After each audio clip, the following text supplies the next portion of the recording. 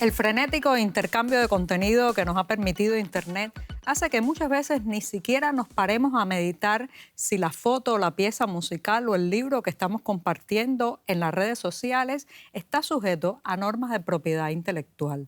Defender esos derechos es una tarea bien complicada, sobre todo sin vulnerar los derechos de otros al conocimiento y al acceso a la información. Hoy, La Voz de tus Derechos estará tocando especialmente este difícil tema de derechos de autor, la propiedad digital. Para hablar de eso, tengo en el estudio a un especialista. Es abogado, licenciado en la Universidad de La Rioja y también especializado en Derecho de Internet, Propiedad Intelectual y Tecnología. Estoy hablando de David Maeztu y es un gustazo tenerte aquí. Bienvenido. Muchas gracias. Lo mismo digo, es un gustazo poder hablar de estos temas y tratar de aportar un poquito de esa complicación, pues hacerlo un poco más accesible y afrontar los retos que todavía nos quedan. Bueno, pues David, tú nos vas a dar una óptica desde la ley, pero también tengo al otro lado de la línea y a través de videoconferencia, como ya es usual en este programa, dos invitadas que nos van a dar una óptica también, muchas veces desde la ciudadanía, desde la defensa de los internautas y del derecho a la información. Se trata, la primera de ellas, desde Brasil nos está hablando, es Mariana Valente. Mariana forma parte de Internet Lab, un centro de investigación independiente que toca temas relacionados con el derecho y la tecnología, especialmente la política de Internet. Es un gustazo tenerte aquí, Mariana. Bienvenida. Muchas gracias, Joanny. Mucho gusto estar acá también y contribuir un poco con este asunto. Muy bien, se ve muy bonito el paisaje de Mariana. Bueno, pues tenemos también invitada desde Argentina a Beatriz Busaniche.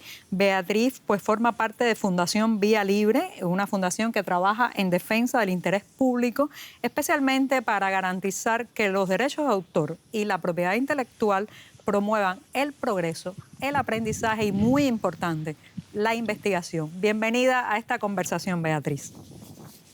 Hola, muchas gracias por la invitación, Joanny, y saludo a todos los colegas que están ahí. Bueno, pues vuelvo a la ley, vuelvo al abogado que tengo en estudio. David, cuando hablamos de todos estos temas, lo primero que me salta a la mente es que, al menos desde que yo conozco Internet y desde que muchas de las generaciones de internautas nos hemos asomado al ciberespacio y a la gran telaraña mundial, nos hemos acostumbrado a que buena parte del contenido es gratuito, a que casi todo se intercambia, a que se toma y no se pregunta.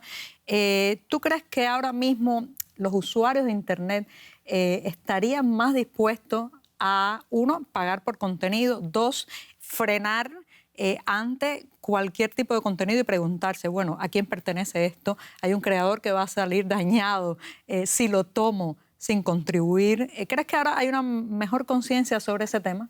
Sí, yo creo que eso ha cambiado un poco con los años, también por una cuestión generacional. Es decir, si tenemos en cuenta hace 20 años, cuando empieza a desarrollarse Internet de forma que llega a los ciudadanos en su casa, mucha gente como yo, como tú o como cualquier otro, no tenía una tarjeta de crédito, no tenía medios de pago, tampoco había la posibilidad de acceder a formas de retribuir al autor, porque no existían tampoco esos mecanismos. Y además te encuentras con un público objetivo con una edad, ya digo, también muy baja, que le dificultase el acceso a esos medios. Sin embargo, tenía tiempo para conseguir la forma de eludir las medidas de protección, es decir, se combinaban dos factores.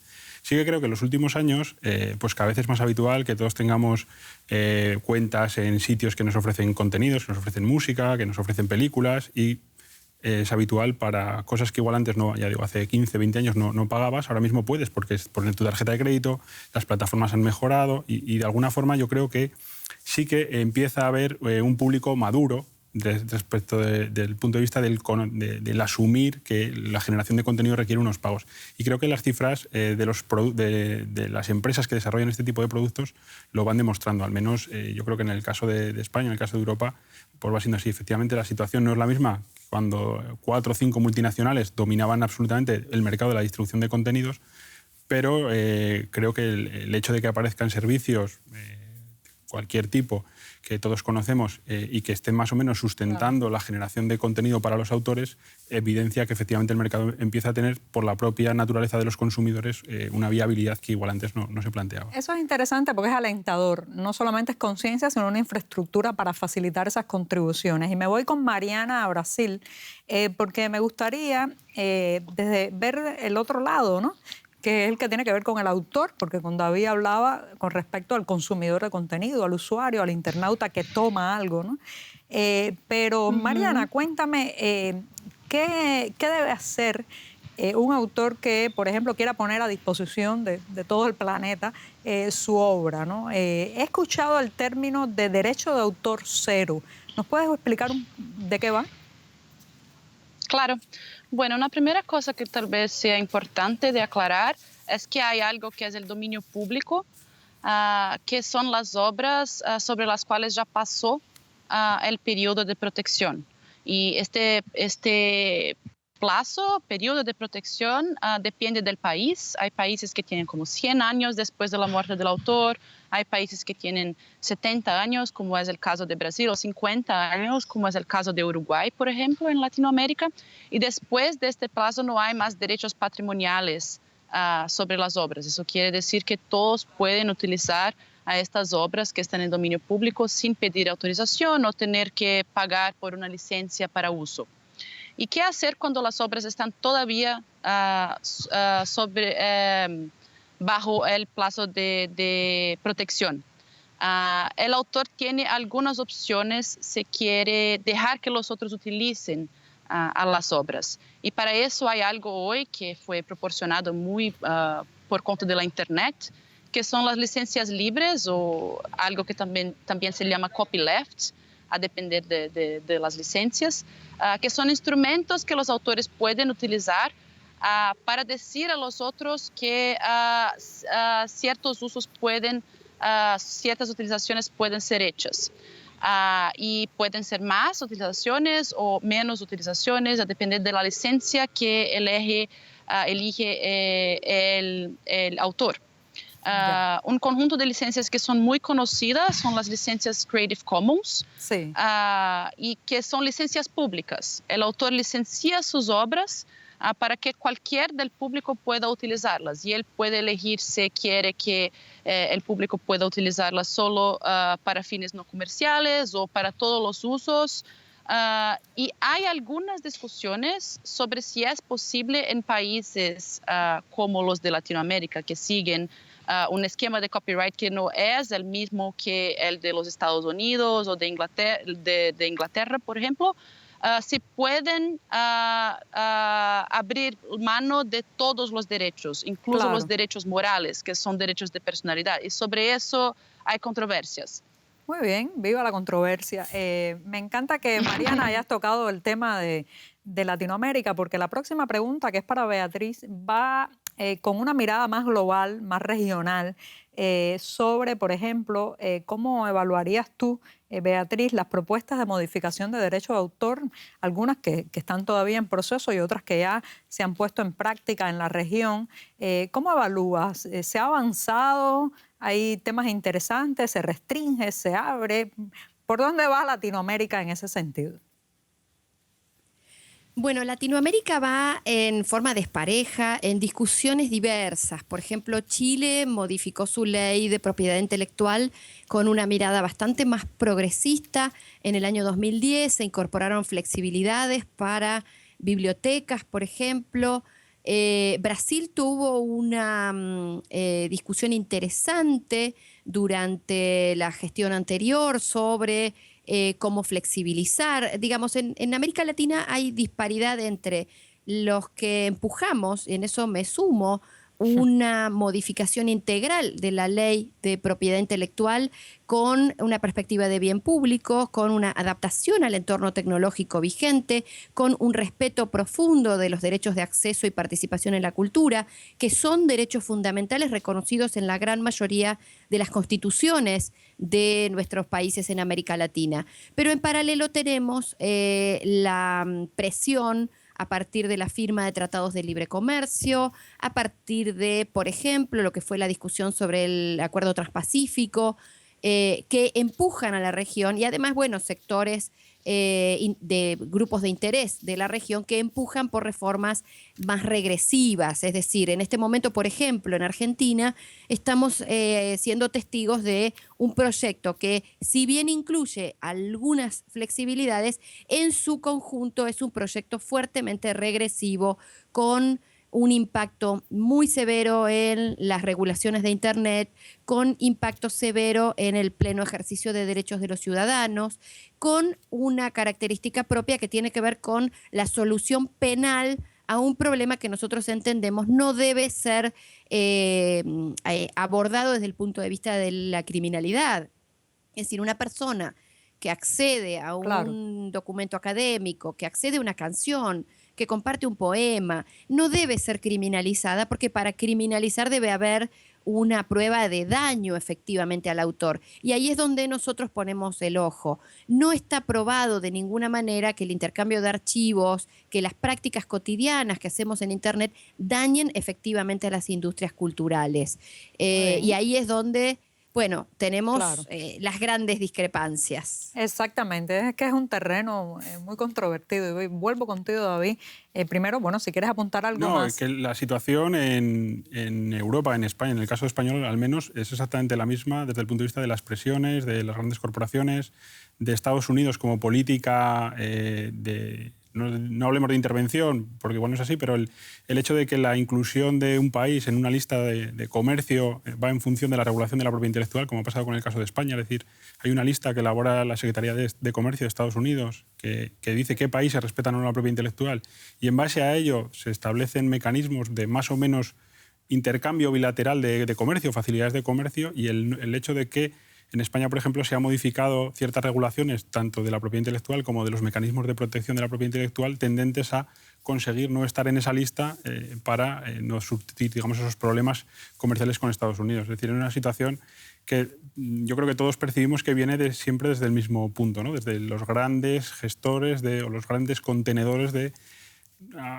propiedad intelectual. Lo de bienes culturales o bienes de entretenimiento daría también para otra discusión, pero sí que la situación es un poco la misma, tratar de condicionar el desarrollo normativo en base a estos intereses de estos grandes grupos, con independencia de las particularidades locales o los intereses locales del desarrollo de la cultura o el acceso a la cultura. Ahora, ¿cómo funciona esta relación entre lo estricto de una normativa que proteja el derecho de autor y las restricciones a la innovación? Y antes de que me respondas a esa pregunta, David, te voy a leer un mensaje que recibimos por Twitter de una seguidora de este programa, de La Voz de tus Derechos, que nos ha dejado una pregunta que yo creo que encaja muy bien en esto que te he preguntado hace apenas unos segundos.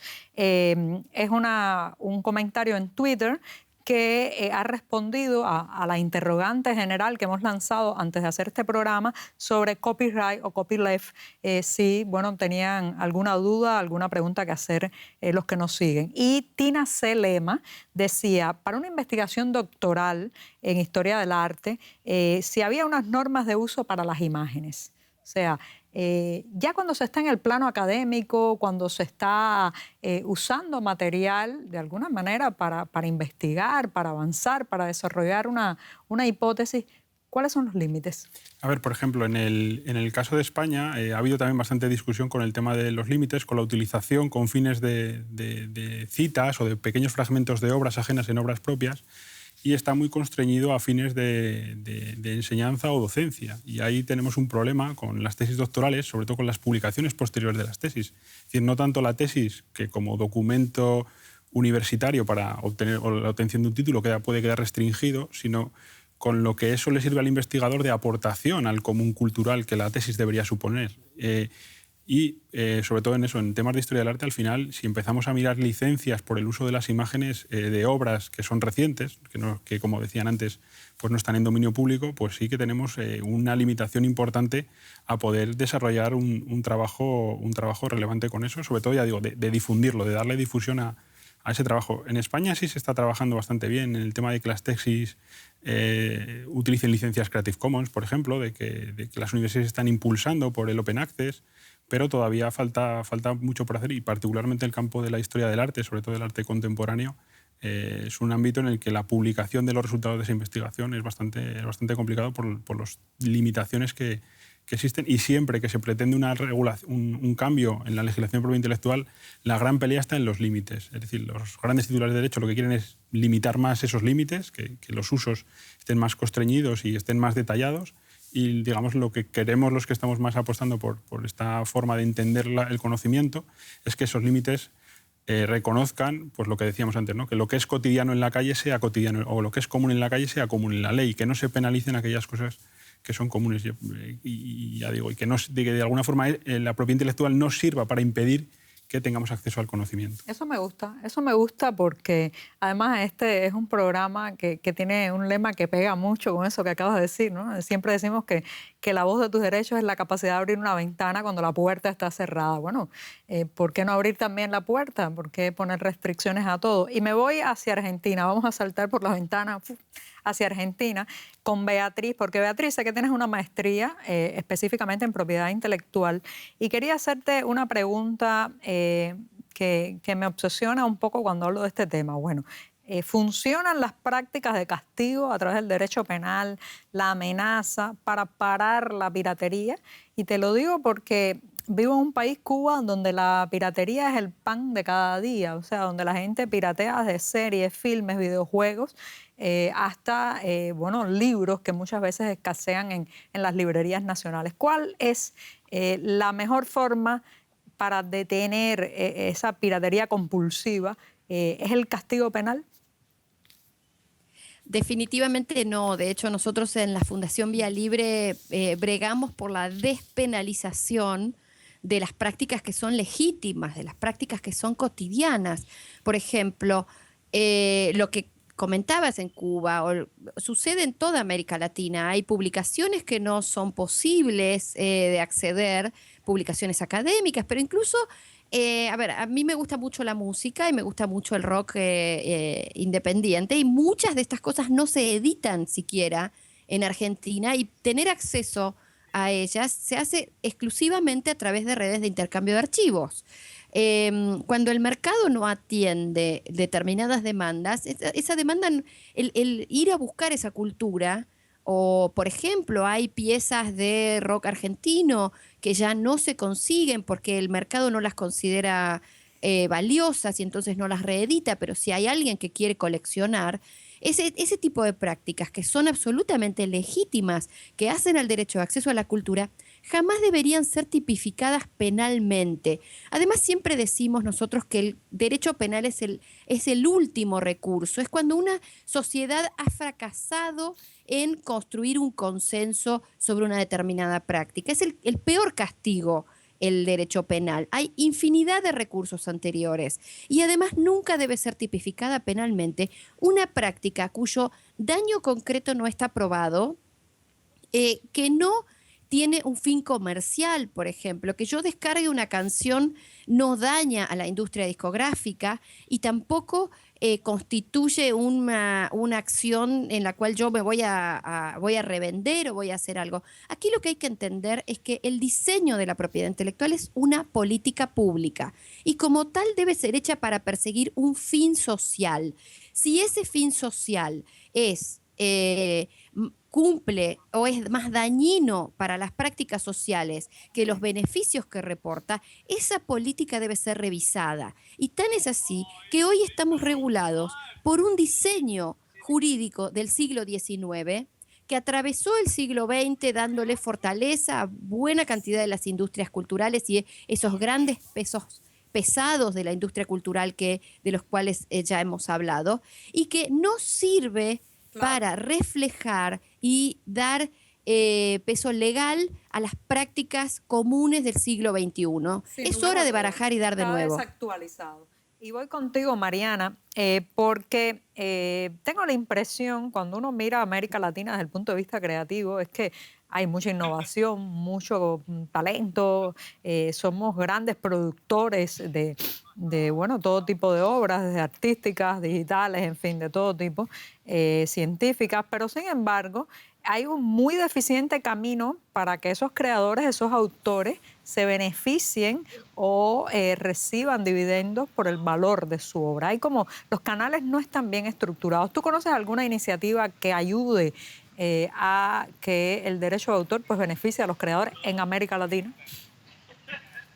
Bueno, es posible que hayan políticas públicas para auxiliar a los autores para que se beneficien de estas cadenas culturales. Una de las cosas también que es muy problemática es que estas cadenas, las industrias culturales, son basadas en licencias que los autores dan a empresas que exploran después a los derechos de autor para distribuir las obras y todo. Y muchas veces esas empresas no están en los países y los contratos también no tienen condiciones muy buenas. Entonces es importante también tener el ojo en estos contratos que hacen los artistas, que a veces no los benefician, pero algo que es muy positivo es que en la Internet hoy es posible que los artistas sean más independientes, que puedan gestionar mejor sus obras y sus carreras. Entonces hay algo, por ejemplo, hoy con la música, que son agregadores que distribuyen digitalmente las obras de los artistas independientes. Entonces, un artista hoy, para tener sus obras, por ejemplo, en los servicios licenciados como Spotify o mismo YouTube, él no tiene más que estar ligado y tener un contrato con una gran empresa de la industria cultural. Él puede agregarse a esos agregadores. Un ejemplo en Brasil es OneRPM, por ejemplo. Sí, lo conozco. Creo que es una empresa que está en muchos de los otros países. Y las condiciones son bastante mejores para esos artistas, porque ahí así distribuyen en las plataformas que quieren. Y los porcentajes con que estas empresas se quieren es muy menor que eran los porcentajes de las industrias tradicionales culturales.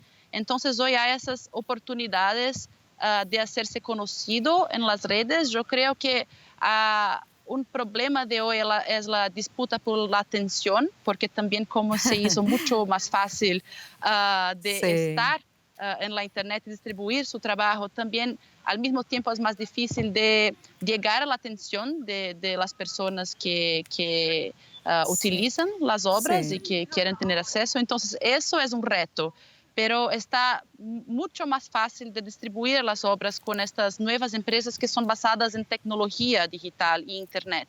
Exactamente, hay una avalancha de contenidos y vuelvo contigo, David, porque en nombre de la propiedad intelectual y en nombre del respeto al derecho de autor también se cometen muchos excesos.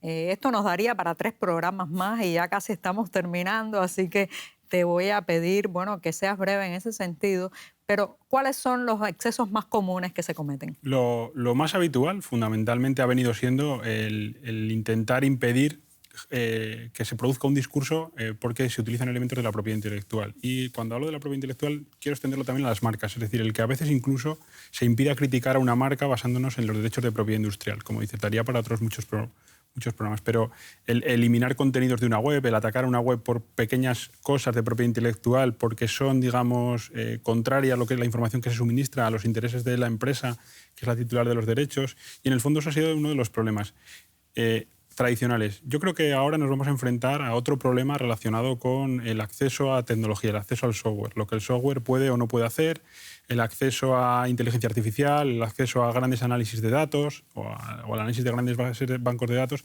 que van a permitir tomar decisiones o utilizar la tecnología y establecer unas limitaciones basadas en la propiedad intelectual, es decir, el software es mío y por lo tanto yo soy el que puede hacer algo, y ya se está viendo, por ejemplo, en Estados Unidos con los tractores, una cosa tan alejada de las obras como... Sí, porque uno piensa que siempre estamos hablando de propiedad intelectual o derecho de autor en arte, en filmes, en videojuegos, en imágenes que vemos en Internet, claro, pero va mucho más allá la vida práctica. Va a llegar hasta las cosas más absolutamente hasta ahora intrascendentes de la vida, como intrascendentes en el sentido de la propiedad intelectual, como es el software que maneja un tractor.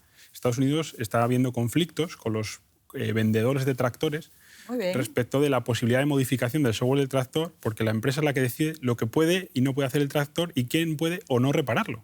Pero se han llegado a límites increíbles. Entonces, claro, yo no puedo llevar el tractor que se me ha roto a arreglar a mi mecánico de toda la vida, porque eso lleva un software que mi mecánico de toda la vida no puede tocar porque es propiedad intelectual de la empresa. Wow. Y lo que dicen es que ellos te licencian el software del tractor, no te lo venden. Entonces hasta los tomates están determinados por eso. Bueno, David, muchísimas gracias de verdad por esta charla tan interesante que da para mucho más. Agradecer a Beatriz, agradecer a Mariana también, que desde Argentina y Brasil contribuyeron a este programa. Y sobre todo que esta reflexión nos ayude a ir un paso más allá a pensar, por ejemplo, cuando consumimos contenido, pues si no estaremos pisoteando los derechos de autor de alguien. Pero sin embargo, cuando creamos contenido, tener una actitud mucho más abierta, porque solamente en el intercambio y en el flujo de la información está el desarrollo. Muchísimas gracias. Esperen el próximo programa de La Voz de tus Derechos y mientras tanto, síganos en las redes sociales, Facebook y Twitter. Allí nos vemos. Hasta la próxima.